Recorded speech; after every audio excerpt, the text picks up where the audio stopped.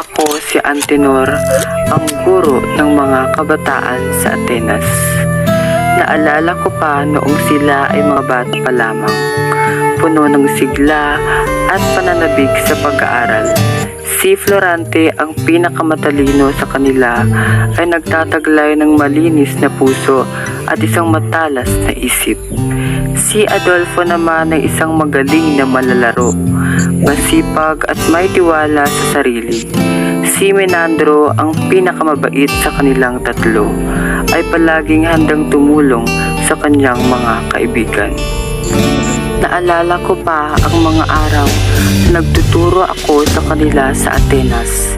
Sina Florante, Adolfo at Menandro. Tinuruan ko sila ng tungkol sa pagiging isang prinsipe, ng pagiging matatag sa harap ng mga hamon, at ng kahalagahan ng pag-ibig at katarungan. At naalala ko pa noong aking nabalitaan na si Florante ay nagbalik sa Albania. Nasaksihan ko kung paano niya tinaboy ang mga Moro upang sakupin ang Albania, ang kaharian ng ama ng kanyang pinakamamahal na si Laura. Nakita ko ang tapang sa kanyang mga mata, ang pagmamahal sa kanyang bayan at ang determinasyon na labanan ang lahat para sa kanyang pag-ibig.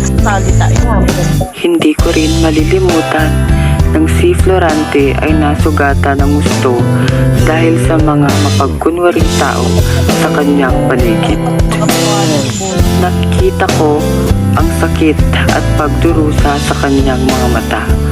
Ngunit alam ko na hindi magawang sumuko ni Florante dahil siya ang kaisa-isa kong estudyante na may angking talino upang lampasan ang mga pagsubok na kanyang kinakaharap. Nakita ko ang pag-asa sa kanyang Sobrang haba din. ang paniniwala sa katarungan at ang pagmamahal sa kanyang pamilya na nagbibigay sa kanya ng lakas upang muling tumayo. Muling nakabangon si Florante at nakipaglaban sa tulong ni Menandro, ang aking pamangkin at mag-aaral, na nagpakita ng tunay na katapatan at pagkakaibigan. Nakita ko ang kanyang tagumpay, ang pagsasama nila ni Laura, at ang panalo laban sa kanilang mga kaaway. Wala kasi namalabas. Alam ko hindi niya ito nagawa kung hindi dahil sa mga aral na ibinigay ko sa kanya